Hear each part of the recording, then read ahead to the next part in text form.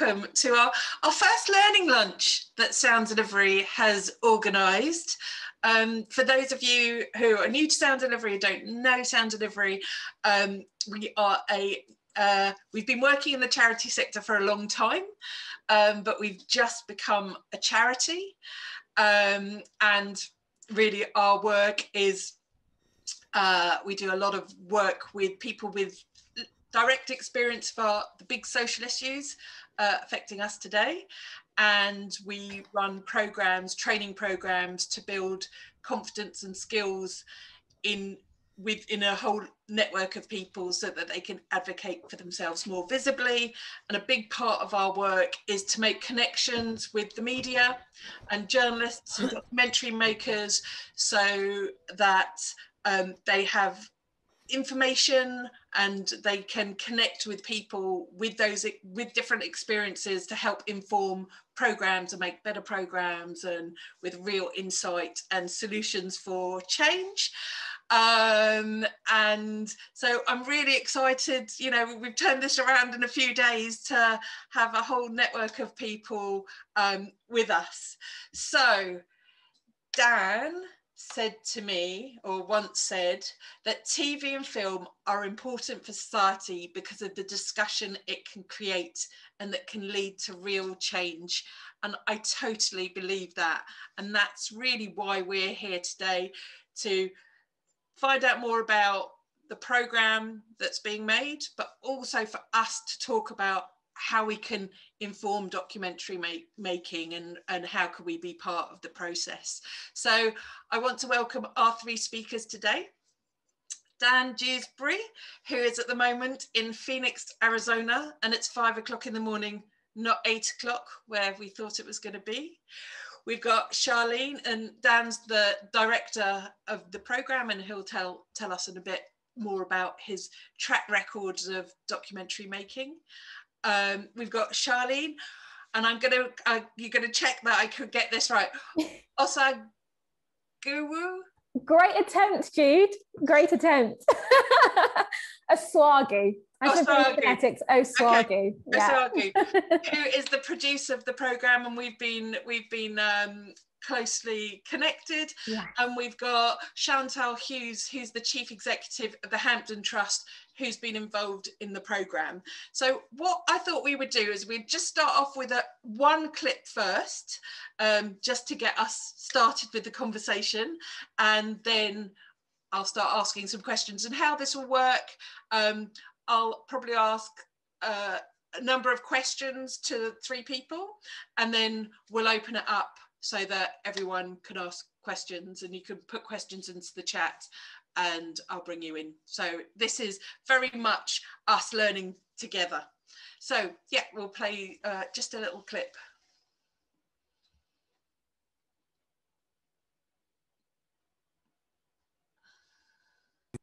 My name is Ian Wright. You might know me best as a footballer. In many ways, I've been lucky. But growing up, there was a lot of violence at home. Facing up to those memories has made me want to talk to others. I'm eating cornflakes and the next time on the floor. For him, it was all about these mind games. I just felt all the time that I was on edge. I always remembered hating him so much. Always used to promise her that I'm going to get us out of it. I just didn't know how. We can't ignore it. We need to talk. Ian Wright, Home Truths on BBC iPlayer. So Ian Wright, Home Truths is the documentary that's going out tomorrow on BBC One at 9 p.m. Dan is the director of the programme, Charlene's the producer of the programme. So Dan, first of all, could we talk about, maybe share in a way your track record of making documentaries? What's your background? So I was going to say, so I've been making documentaries for about 15 years in a number of different positions, you know, like everyone. I started from the bottom and moved to the top. But recently, over the past 4 or 5 years, I've been directing and just been doing a variety of different documentaries, really. They're what described as observational documentaries. So where you go to a place and spend a little bit of time, whether that be a few days to some place in occasions like a year or year and a half. And they've been in a variety of different places, really, from institutions like hospitals or police forces to just spending lots of time in different towns like Redcar and things like that. So if we're talking about this programme on a quite a difficult subject, how does a programme like that get commissioned? How does the process work? So a process like a program like this is maybe slightly simpler in the sense that, you know, a production company, in this case Brook Lapping, would talk to a celebrity like Ian Wright and, you know, find out about the story and things like that. I think the guys found out from his autobiography about, you know, his childhood, which I think is a known thing, and then pitch it to the BBC and then see if they can make a documentary about it, really. You know, obviously it has to have full agreement of Ian and you know, but also more importantly, has to work in terms of the production company, in the sense that obviously his time is very limited. So, you know, you've got to feel like, can we make something? You know, can there be an arc in it, really, and things like that. So how was getting the access with Ian? You know, it's quite a difficult subject, and I know I've been privileged to have watched the whole programme that you'll be able to watch tomorrow, but it sounds like something might be in his autobiography, but speaking about it has probably a little bit different. Yeah, it's a good question, really, because in a lot of ways, the reason why I was really interested in it is that I recognised that with the producer Charlene, that a lot of the things that Ian was saying were very similar in regards to his childhood. He was using very similar sentences and things like that, almost that he had like a bit of a script for it. And so I kind of think we both noticed that there might be an opportunity to explore that deeper if we were able to find situations which we could put Ian into that would make him think more about those kinds of things, really. You know, which obviously relates to kind of getting access to different numbers of charities and speaking to them, and them allowing us for Ian to have those different experiences, really. So you and Charlene went to then approach charities. From my experience, and often the charity sector's experience, there's a lot of barriers to that. So how did you talk us through the process of connecting with charities to do your research for the documentary? Well, it was a lot of charities, but I think, I don't know if Charlene, you can speak on that, but that's definitely Charlene, as a producer. Charlene basically had loads and loads of charities to speak to, and then starts the process. So how did you start that, Charlene? I think the fundamental thing for me and Dan sort of going into it when it came to research was accepting that we were coming at this from a sense of not really knowing much about the nuances involved in domestic abuse. And so that, I think, was a brilliant place to start, because we both approached charities in a really open and honest way, and realised that we weren't only taking Ian on this journey, but us as individuals, us as documentary makers, are also going on this journey. So those conversations were really open, really honest, and numerous, because it wasn't just about sort of picking charities to get a sense of what is involved in domestic abuse and how it affects individuals, but getting the most holistic sense of what one might experience when they're affected by domestic abuse. And that's sort of the process that we went along, contacting and speaking to different organisations. And were barriers up? You know, was there, and I'm going to speak to Chantal in a minute, but from the work that you were doing, what kind of responses were you having from charities?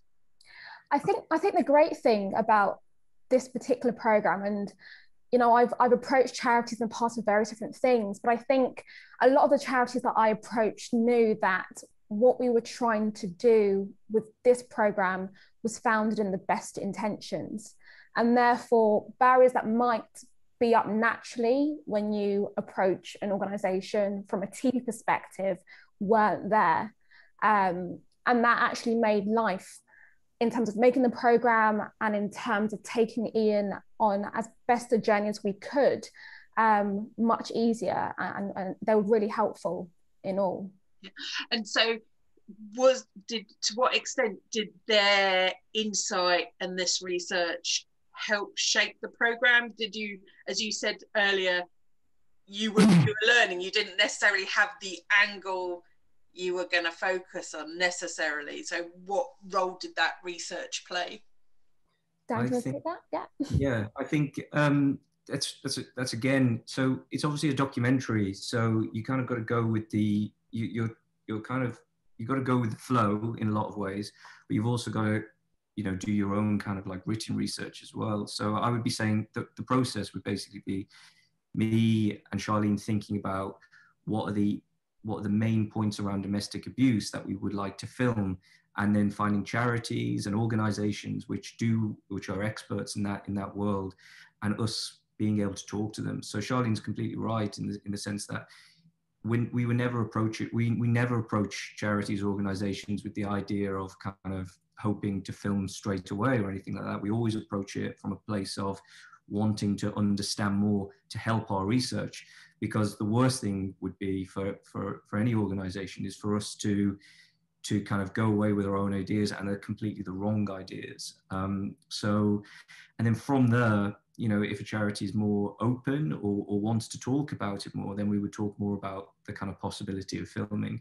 Obviously, the possibility of filming is great, but when you're doing something like this with Ian, he has to meet the person on the shop floor, i.e. the person that charity is interacting with. And there can be lots of compliance and legal issues and sensitivity issues around that. So we had to explore that with every scene, with every person in it, really. So, and then from there, you start kind of getting an idea of what is possible in the film, where things can happen in the film. I mean, one small example is we use small bits of drama reconstruction in the documentary. And the reason why we did that is because a lot of the people who we were talking to were talking about how vivid the memory of childhood was, you know, people who've been abused and abusers, and talking about this, you know, describing it really. And so it felt very natural for us to use that type of device. And that came specifically from talking to all these people and feeling that it was natural. And were there things that came from the research that, you know, so the real focus is in a way domestic violence through the eyes of children from a child's perspective? Do you think that came from the research and speaking to Ian? How did you focus on that really? Well, I think one thing that was really apparent was that every case of domestic abuse is unique in its own different ways. And I thought, and me and Charlene both thought that making Ian's journey generic wasn't going to work. We had to respect that Ian's journey is completely unique in the sense that he witnessed domestic abuse happening to his mother. He received it emotionally and psychologically, and also and we were filming with him going on the journey of you know, disliking his mother very much, and then understanding and finding more about that and realizing what she went through, and understanding in a deeper way about those things. But also Ian trying to tackle the more thorny issues on domestic abuse, which is where Chantal and the Hampton Trust kind of came in, which was dealing with the challenges that perpetrators can kind of bring up. And also it was something that me and Charlene talked about a lot. We wondered whether we could get someone, a charity like that on board, because what we really wanted to do is show the more difficult sides of that prism. And it's a huge part, you know, we can focus on victims, but also perpetrators as well. We were really, really keen to kind of talk about that, primarily as well for TV. Ian found that really, really challenging, and we wanted to kind of to film to see that challenge, if you know what I mean. Yeah, so that gives me a chance to bring in Chantal. So Chantal, Chief Exec of the Hampton Trust. I mean, you've worked in the sector a long time, 20 years, and worked in this space in criminal justice interventions. When your organisation got the call to have a conversation or got the email, how did you feel?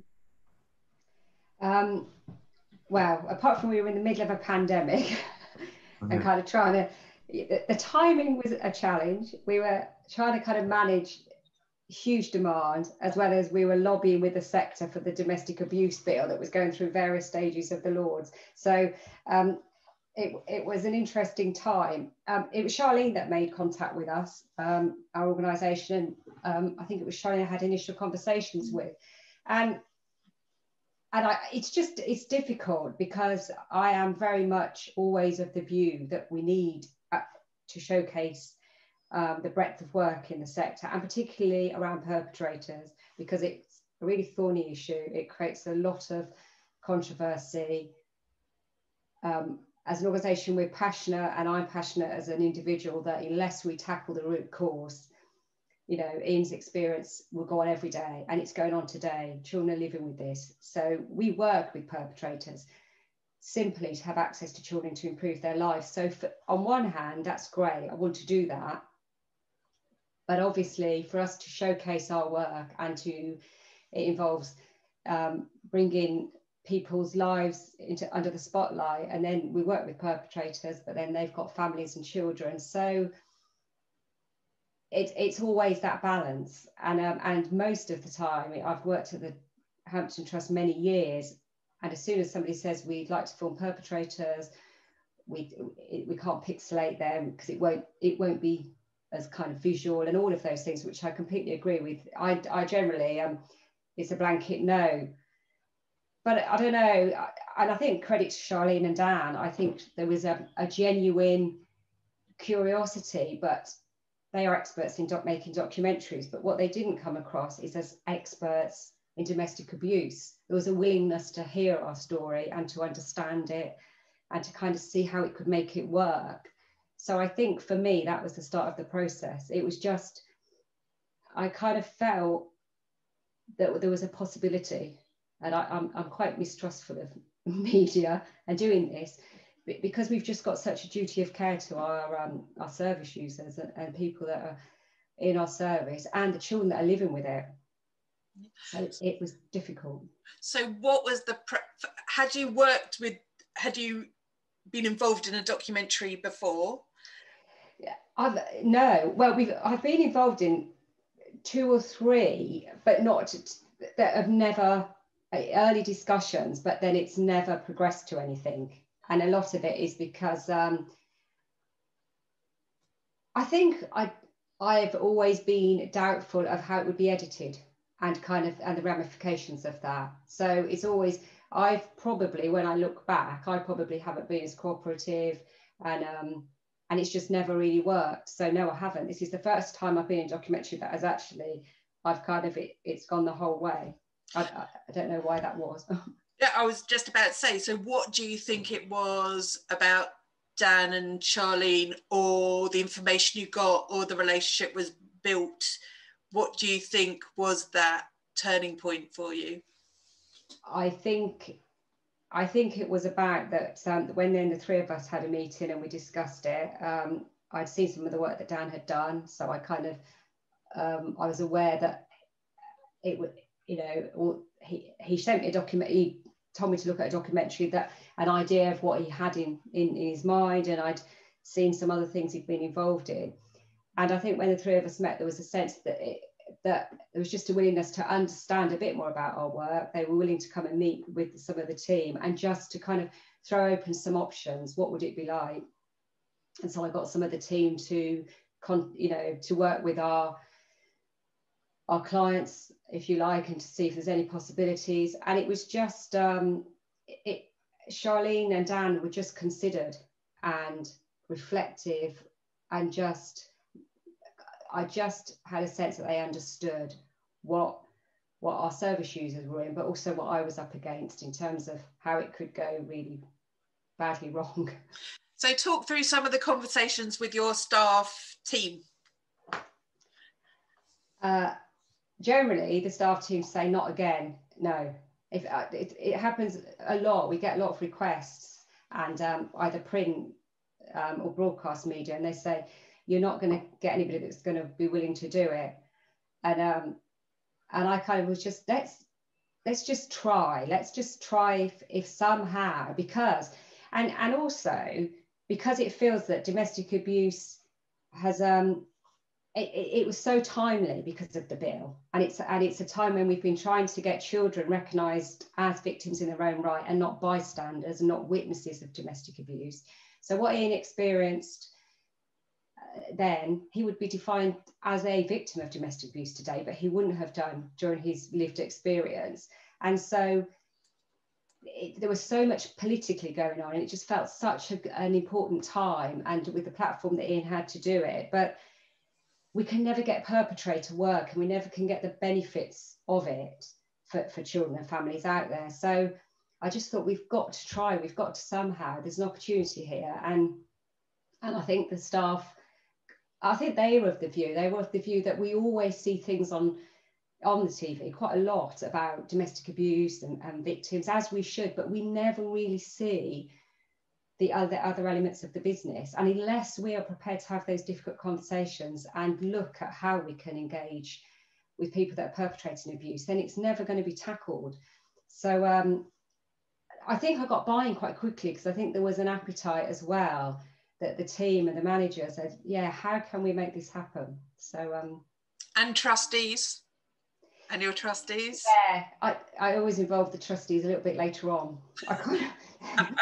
I pick my time, I kind of wait, and I didn't, and to be honest, I didn't tell the trustees immediately, and I waited until I felt it was, because I think they hear me say it a lot. I put it on at any other business and they go, here she goes again, but she'll come back and say she's changed her mind.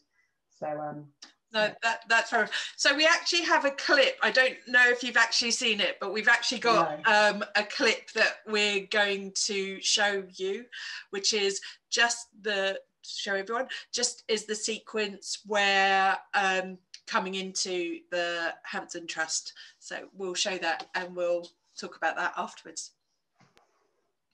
The Hampton Trust, based in Southampton, run courses for people who are at risk of committing or have already committed domestic abuse.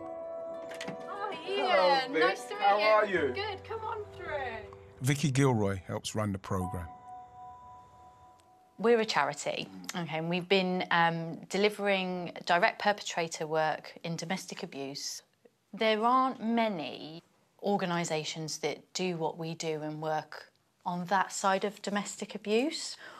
We see a lot of behaviours that individuals don't recognise as abuse, and that's our job then, to help assist them with understanding that. Because we know that every 6 seconds a woman is assaulted within this country. 6 seconds. 6 seconds, and that's the assault. So that's not even taking into account the coercive control and behaviours.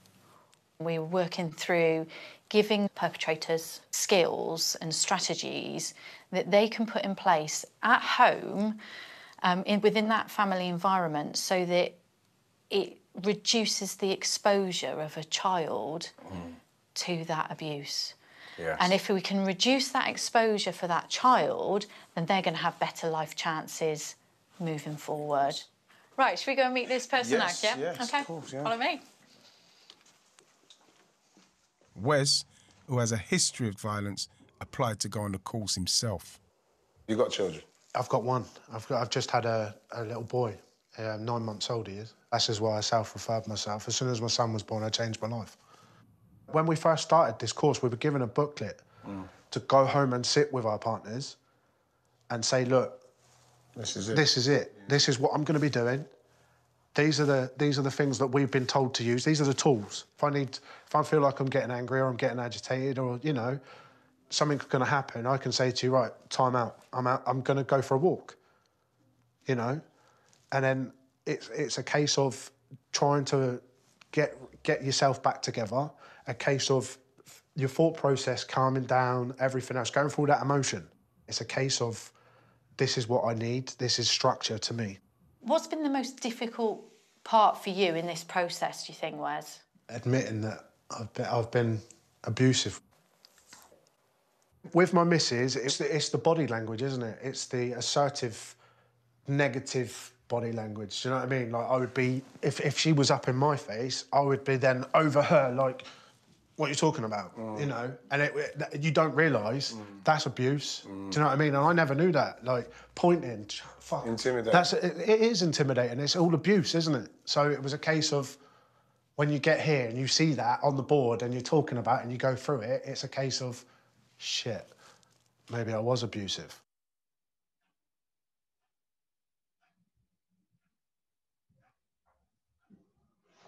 I know, Chantal, you're seeing that for the first time. I mean, I've watched the whole programme. I didn't know the Hampton Trust before the day, so before I saw it. And it really showed that you were doing extraordinary work, and it was very brave of Wes to come forward and to be interviewed. So how does the production team, how do you prepare for that process?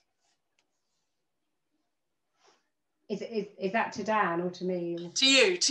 Yeah, so for you. So that is so, well, as Dan pointed out, there's lots of compliance things, but for us, there are so many factors. It's about where's his backstory, what's his current situation. It's about, is he with his partner, is he not with his partner, how old are his children?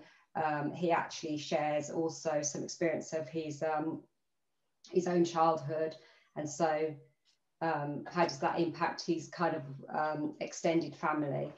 And literally just going through all of that and going through all of, we went through that in the organisation. We made calls to, importantly, his partner, and kind of discussed it at length with her. We considered, there were things that were helpful to us, that his child was newborn, he didn't have a child that was in school. That wasn't such an issue as if he had a child that was in education, that actually there was other members of that child's group that would see that. So all of those things, just literally the what ifs and what's that, and just talking that through as well with Dan and with Charlene on how that might be, and all of the steps that they would have to go through to get through ethics. So, I think it took a long time. I mean, to see that bit, there was a lot happened to get to that point. And just talking, and really talking at length with Wes about it.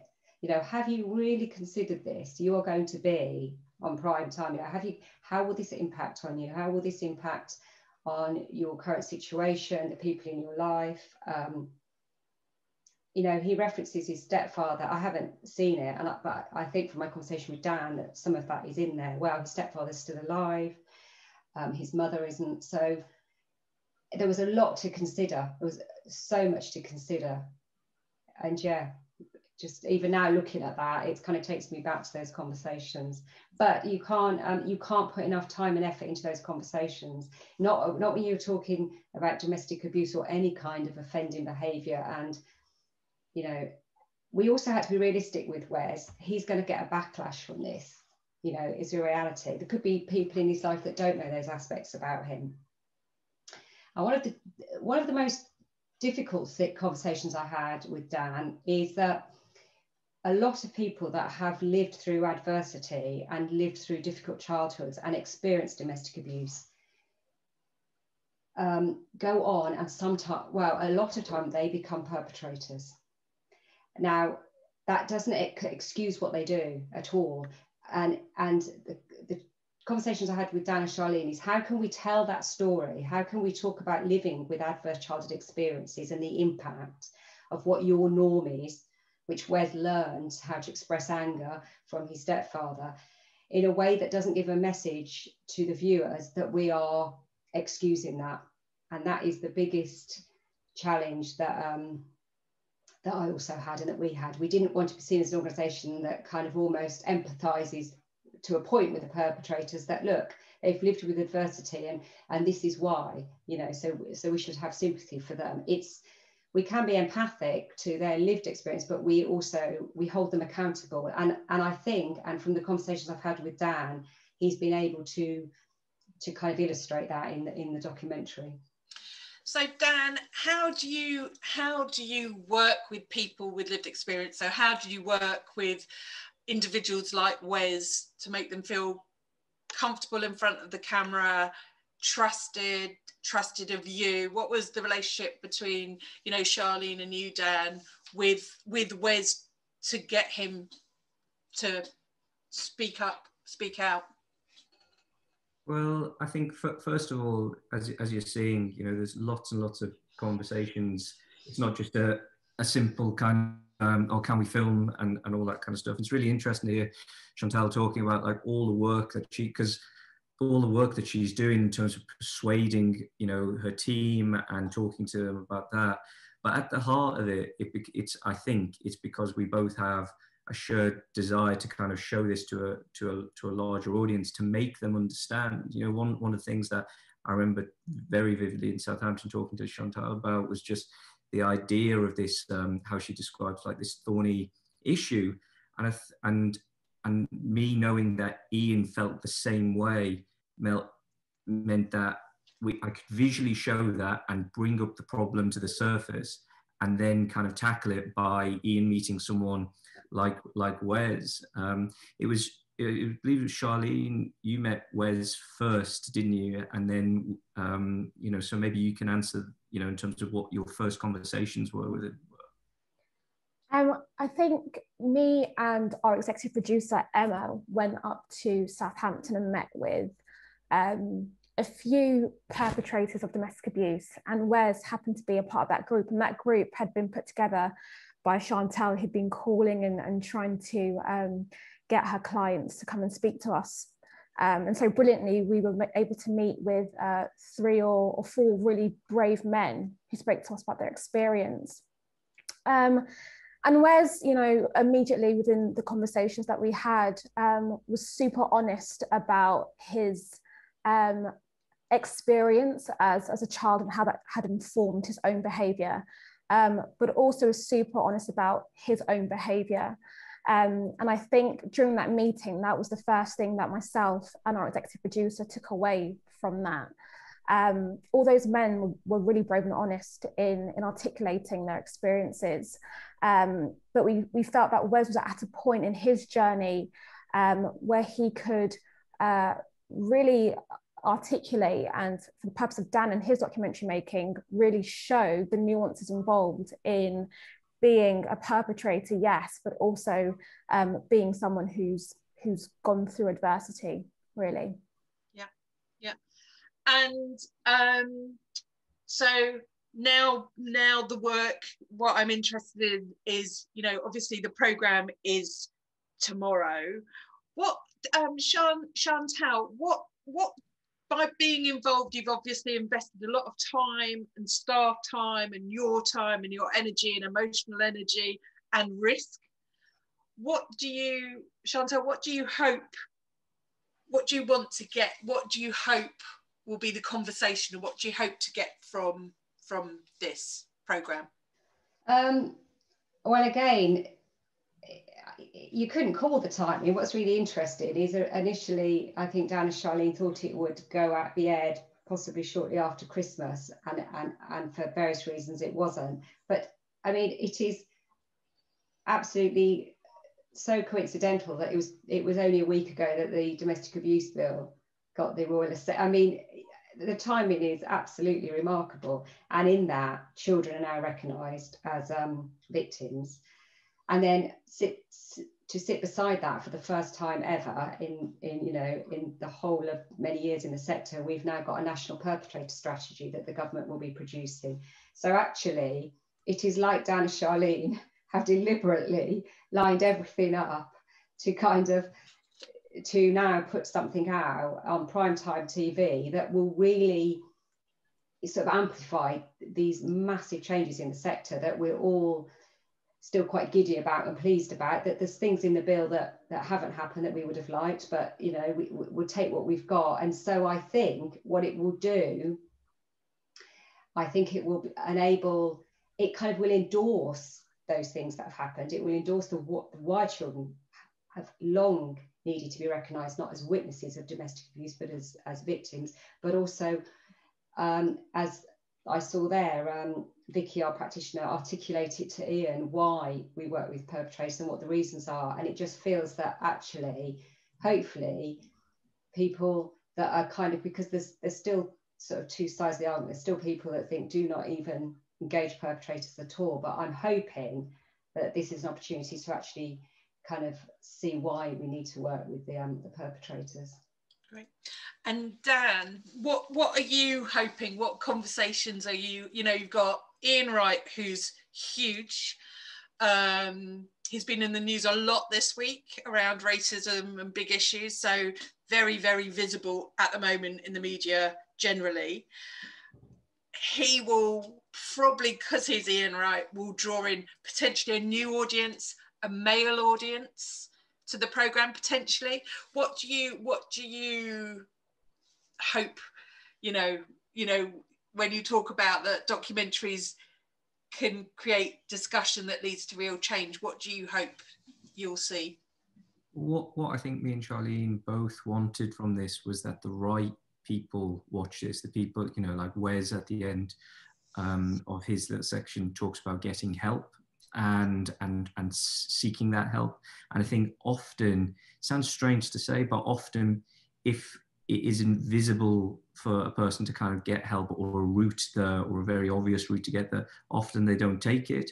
So, you know, kind of, I'm really pleased about all the things that are going on with domestic abuse. But the reason why me and Charlene and Ian as well wanted to do this was because to stop that happening potentially to a child or to another child, and for that cycle to potentially continue. And I think that's the reason out of the whole program, really, that why Wes and the Hampton Trust was so important to me and Charlene to try and show that in some kind of way, because that's the kind of person that I want watching the program, really. And obviously Ian brings that audience. I think there is some stats about domestic abuse spiking during football. I can't remember who told me that, but it makes sense. And, you know, and it's because of the things that are going on, but it's also, you know, I know if you know, parents are shouting or all that, how much that can, I know now how much that can affect a child and what that can kind of turn into. And so we want to make people think, really, and that's why, you know, places like the Hampton Trust do amazing work, and that's why we really wanted to showcase that in some kind of way. And Charlene, what do you know, having worked on it from the beginning, from the research, going out and speaking to charities and meeting people, and obviously winning people around who may be resistant or unsure, what do you hope, Charlene, that will be the response? I'm just really excited about stigmas being broken, and people feeling more comfortable to speak about things that otherwise we as a society shy away from. I think the fact that Ian speaks to a perpetrator, the fact that Ian's a Black man in this documentary, the fact that Ian speaks to adults who have all in their own ways experienced domestic abuse, and all come from different places, look very different, but all have a mutual understanding about the effect and impact domestic abuse can have, will challenge and break so much stigmas. And the new audience that comes with this documentary, watching it because it's Ian Wright, are often the people that you need to have those stigmas broken for. So I'm really excited about that prospect and more open conversations being had. Yeah, no, I think that sounds great. What I want to do now is I just want to open it up to the people who've come today, and if there are questions that people want to ask about the programme or of Chantal, are there, I'm just going to look at the gallery view, are there questions that people want to ask about the process, or any questions? Or I could carry on asking questions, that's fine. may I jump in with a question? You can, of course. Yeah, Gemma. I'm sorry if I missed this in the conversation. I've been taking so many notes. This has been really helpful. But the time scale, I'm really interested in kind of understanding how long it took from that initial gem of the idea through to obviously this week, the programme appearing on TV.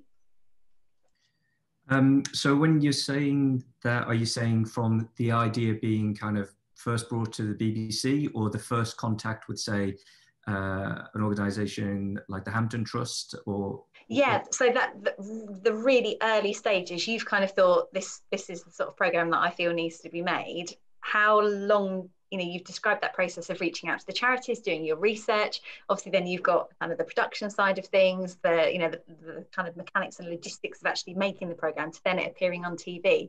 I'm kind of fascinated by that length of time. Sure. So the first proposal went in, it was November last November. So it was, a year and a half ago. Yeah. So a year and a half ago. And then me and Charlene got brought on in, when was it, Charlene? Like July, I think it was, last year.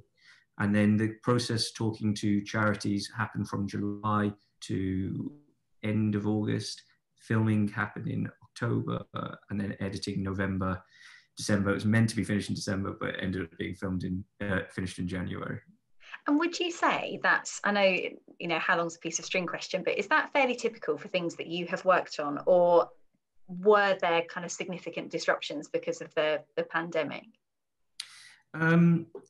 Not necessarily. Strangely, with the pandemic, there was lots of things to think about in terms of safety and all that, and whether we could do it. But a lot of that was more logistical in terms of, you know, say, with the Hampton Trust, where could we film it? How could we do it where there was minimum people and things like that? So it was more like a technical kind of and safety kind of question.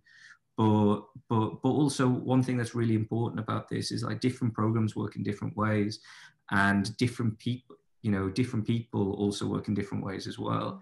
And what I tried to do, hopefully successfully, was with Chantal, trying to explain to her all the things that we have to think about as program makers about it, so that it does touch on her world as well, like ethics and compliance and all that kind of stuff. But I really, really wanted to emphasize at the start how the program was going to look, and what, you know, to the extent that, you know, giving the team examples and on all that kind of stuff. And that time scale sometimes on different programs is shortened and sometimes is lengthened. If I was doing a documentary with, for instance, if I was doing a documentary without Ian Wright, I was talking to the Hampton Trust, we would be talking about possibly a year, 2-year process of, and 7 months of that would probably be filming, you know, just to make maybe the same length of program, like a 1 hour program or something like that.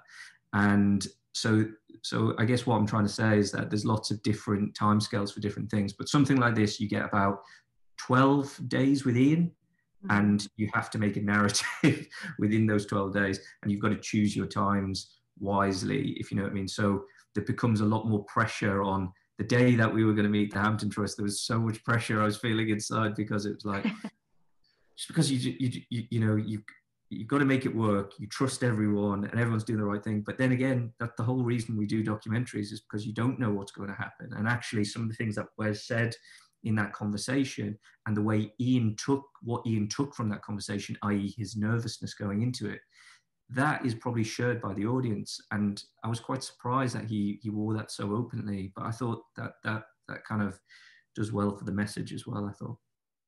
Great, thank you very much. Nice.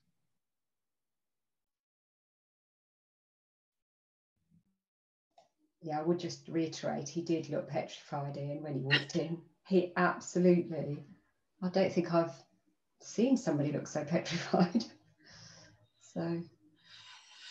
So how are you preparing for tomorrow, Chantal? You haven't actually seen, and that's quite a curious question. I know, so Dan, I know Chantal hasn't seen the whole programme. So what's the process now? So no one has seen the programme. Why do you choose to do that? And what's the process to reassuring Chantal that tomorrow will be okay? So the process for that's an interesting one, because it's something that I've developed over the years of showing programs to people. And one thing that I wanted to do with Chantal, and she'll kind of testify this, is read out the entire transcript of what is being said. Because I find often that when people watch the program or watching it, and often it might be just, you might just get a one viewing kind of thing. You don't listen to all the words that are being said and the messages that are being put through and all that kind of stuff. So with Wes and Chantal, I talked them through every single line. And if there was any issues with anything like that, which, you know, that might be something to do about how the organization is described, how Wes is described, for instance, if we're being specific, and also the outro. If I can get that, if I can just read it very, very flatly, and they like it, usually, or in fact, almost certainly, when they watch it, there'll be no surprises in terms of that. And I found that kind of is just the process that I've done before that works well, because sometimes people think about the background or the look or something like that, and actually it's the words that people say. They're the things that really, really matter. They're the things that kind of people take home. And so that's, you know, the most important. I try and separate those two things out, really. Yeah. So Chantal, you haven't seen the full program. You've seen that clip now. You've read it. You've read the transcription. How, as an organisation, are you preparing for the broadcast? I think it's an interesting one, because I think for us, it's an opportunity for our organisation to get some kind of positive press on it and everything. But I'm also very, if it was just a documentary, and this isn't about Ian Wright personally, who it is about somebody's story. So, I mean, it happens to be that this is a celebrity and he's got a big profile, but actually, if it was just an unknown person, we're weighing up, kind of almost not disrespecting his story, which so this is his story that's been shown for a 60 minutes. So it's kind of recognizing that, but also about kind of using it in a positive way as well to kind of bring this work into the spotlight. So we've done some very soft, we've gone on Twitter, we've done a few things on it, but not massively. We've I think Vicky is actually, I think she's going on Radio 4 today to talk about the work. And we do have some press that will probably are picking it up and things like that. I just kind of, and just doing it in that way, really, just kind of using social media, but kind of recognizing, not sensationalizing that it's Ian. Do you know what I mean? I think we can separate the two, if you know what I mean. But I know that it's Ian that brings it into the spotlight. Does that make sense? Yeah, and I think, I think charities often, even when they're in programs, I find often they don't harness that opportunity. Sometimes, and this is a real opportunity for the Hampton Trust to showcase work that is often not seen, and as Charlene said, has stigma around it. So I think it's I think this is a really positive time for the Hampton Trust to be talking about this work, and the audience will be millions. I'm sure. I mean, I don't know. It's 9 o'clock, but it will have big audience, and this is an opportunity to maximise that. I mean, Charlene, how do you feel now coming? I don't know how documentary makers prepare for when something they make is on television, because that is what you have worked to. Yeah. You've done all this work. So how do you feel in terms of tomorrow and it going on? It's a mix of emotions, Jude. I feel nervous, I feel apprehensive, but I feel really excited, and not just excited for Ian, given that it's his story, but really excited for the people that are part of this programme and get to highlight in their own way their story. I might not have had the chance to speak about their story so candidly and openly had it not been for this platform. So I'm super protective over the contributors that were involved in this. And so I think a lot of my nerves are attached to them and wanting them to be received well and their stories to be received sensitively and with the respect they deserve. But all in all, when a project of this size is completed and is out in the world, it's like sending your child to primary school. I'm sure the first day of school, just being excited that they're gone and they're out there and it's going to be seen. So I'm really excited, really excited. That's great. And Dan, I know you're already on your next project. I'm sure Charlotte, I'll ask Charlene in a minute. How do you feel? I guess it's just nervousness. You know, I feel exactly what Charlene just said there. It's kind of like you worry about the contributors, but also, you know, one thing that didn't get mentioned there is that, you know, charities like the Hampton Trust, like they deserve this kind of like recognition. There's like been so much effort that's gone in from them. I remember Chantal didn't say, but it was like, you know, I remember her emailing me saying that she'd spoken to like hundreds of people and like everyone had said no and things like that. And, you know, and obviously me and Charlene would love to do that work, but because of the sensitive nature of it, you know, we had to allow the Hampton Trust to do it, to kind of suggest people as case studies for us.